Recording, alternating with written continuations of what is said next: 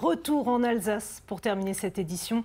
Deuxième épisode de notre série à Münchhausen. Olivier Stéphan et Guillaume Bertrand nous avaient promis une surprise. Et bien la voilà, c'est l'Italie en Alsace du Nord.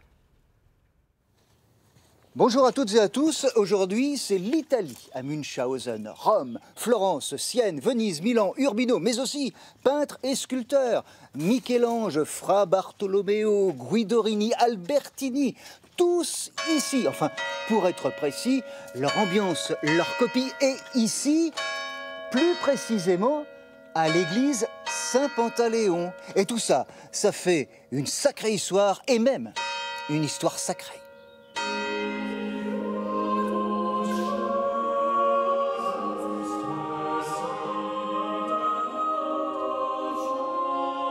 Qui a l'œil aguerri reconnaîtra ici un paysage de Toscane, là une Vierge de l'Annonciation à la Girolamo del Pacca, ou une chaire aux balustrades issues de la chapelle Sixtine, tout comme ce vitrail d'évangéliste. Autrement dit, en entrant dans cette église, on côtoie les éminents artistes de la Renaissance italienne. Et tout cela est dû à un curé en poste ici, de 1934 à 1961, Émile Riche, passionné de Renaissance italienne, qui rapportait de ses voyages en ce pays les modèles à installer dans son église. Et dans ce village, à l'époque de 550 habitants, tout le monde devait s'y soumettre. Tout le monde, toute la paroisse, tous les paroissiens ont suivi le curé Riche parce qu'il savait ce qu'il voulait faire, il savait qu'il voulait faire de cette église, je dirais presque un petit musée. C'est extraordinaire ce qu'il a fait, comment il a métamorphosé cette église, c'est quelque chose d'extraordinaire. De ces modèles, le curé Riche fait fabriquer par le peintre strasbourgeois Robert Cuven des reproductions, mais adaptées à son église, voire à son interprétation liturgique. Sainte-Madeleine est reproduite à l'envers pour faire pendant à Notre-Dame du Perpétuel Secours.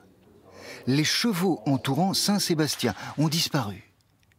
Partout, un subtil jeu des 7 erreurs s'offre aux visiteurs. Pour payer, Quétedon s'enchaîne. Avec même l'intercession de quelqu'un qu'on a appelé l'ange. C'est qui? En effet, c'était Madame Louise Röhrig qui a passé toute sa vie en Amérique, qui revenait à Münchhausen. Et là, le curé Émile Riche a su la convaincre pour faire un don.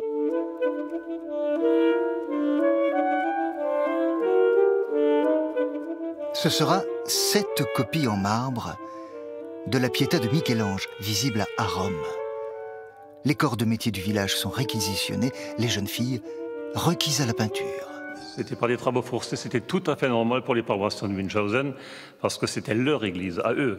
C'était tout d'abord l'église du curé Riche, bien sûr, mais c'était leur église à eux. Et aujourd'hui encore, c'est toujours leur église. Et l'église, en tant que telle, finalement, elle est connue aux alentours comme étant quelque chose d'assez particulier?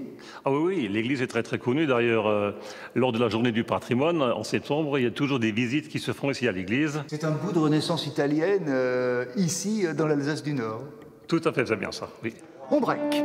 En ces temps de désaffection musicale, l'église Saint-Pantaléon est l'une des rares à avoir encore une messe tous les dimanches. Alors, question secret, qu'est-ce qui fait battre son cœur? Précisément, son cœur, ou plutôt sa chorale, Sainte-Cécile, musicale. On reprend.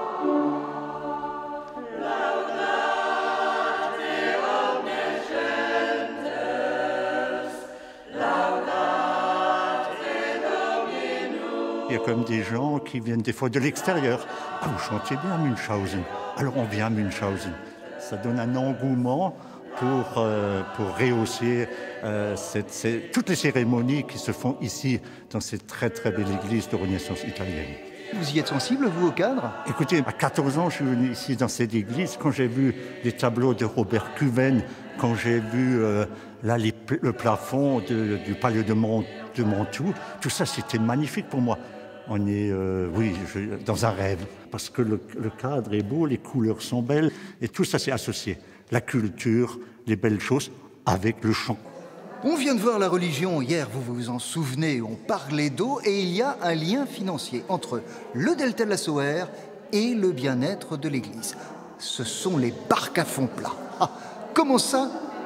On voit ça demain.